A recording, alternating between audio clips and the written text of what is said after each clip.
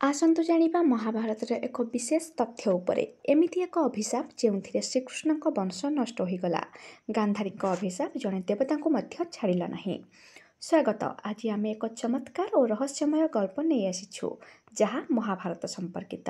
ଆପଣମାନେ ଜାଣିଛନ୍ତି କି ଏମିତି ଏକ ଅଭିଶାପ ଥିଲା ଯାହା ଦେବତା ଶ୍ରୀକୃଷ୍ଣଙ୍କ ବଂଶ ନଷ୍ଟ କରିଦେଲା? ଏହି ଅଭିଶାପ ଦେଇଥିଲେ କିଏ ଏବଂ ଏହା କାହିଁକି ହେଲା? ଆସନ୍ତୁ ଏହି ରହସ୍ୟ ଖୋଜିବା। ଗାନ୍ଧାରୀଙ୍କ ଅଭିଶାପ। ମହାଭାରତ ଯୁଦ୍ଧ ଯେତେବେଳେ ସମାପ୍ତ ହେଲା, ତେବେ ଶ୍ରୀକୃଷ୍ଣଙ୍କ ଅନୁଗ୍ରହରେ ପାଣ୍ଡବମାନେ ଜିତିଗଲେ। କିନ୍ତୁ ଏହି ଯୁଦ୍ଧରେ କୌରବବଂଶ ପୂର୍ଣ୍ଣ ଭାବରେ ନଷ୍ଟ ହୋଇଗଲା।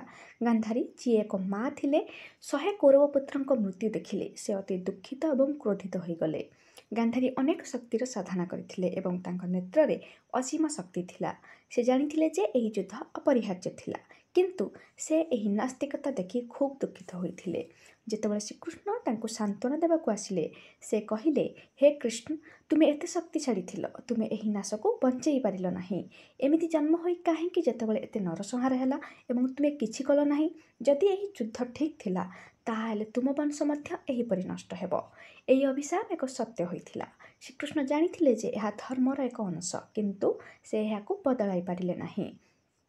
ଅଭିଶାପର ପ୍ରଭାବ 36 ବର୍ଷ ପରେ ଯଦୁବଂଶୀମାନେ ଆପସରେ ଯୁଦ୍ଧ କରି ନଷ୍ଟ ହୋଇଗଲେ। ସେମାନଙ୍କ ମଧ୍ୟରେ ବିବାଦ ହେଲା ଏବଂ ନଶାର ପ୍ରଭାବରେ ସେମାନେ ଏକରେ ହତ୍ୟା କରିଲେ।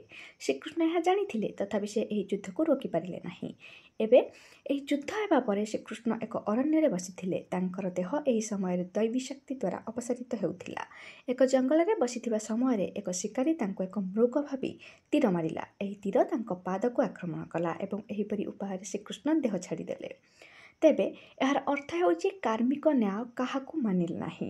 ଏହି ଅଭିଶାପ ଏକ ଏମିତି ଅଂଶ ଥିଲା, ଯଦି ଦେବତା ମଧ୍ୟ ହେଉ, କର୍ମ ଏବଂ ଅଭିଶାପର ପ୍ରଭାବକୁ ଏଡ଼ାଇ ପାରିବେ ନାହିଁ। ସେଥିପାଇଁ ତ କୁହାଯାଏ, ମର୍ତ୍ତ୍ୟମଣ୍ଡଳେ ଦେହ ବହି, ଦେବତା ହେଲେ ବି ମରଇ।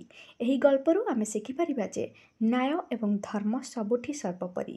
ଯଦି ଏହି ଗଳ୍ପ ଆପଣମାନଙ୍କୁ ଭଲ ଲାଗିଥାଏ, ତେବେ ଲାଇକ୍, ସେୟାର ଏବଂ ସବସ୍କ୍ରାଇବ୍ କରନ୍ତୁ, ଯେଉଁଥିରେ ଆପଣମାନେ ଏହିପରି ରହସ୍ୟମୟ ଓ ଦୃଶ୍ୟମାନ ଘଟଣାମାନେ ଦେଖିପାରିବେ। ଯଦି ଏପରି ଅନ୍ୟ ଏକ ରହସ୍ୟମୟ ଜାଣିବାକୁ ଚାହୁଁଛନ୍ତି, ତେବେ କମେଣ୍ଟ କରନ୍ତୁ। ଆମେ ପୁଣି ନେଇ ଆସିବୁ ଆପଣମାନଙ୍କ ପାଇଁ ନୂଆ ଏବଂ ରହସ୍ୟମୟ ଘଟଣା।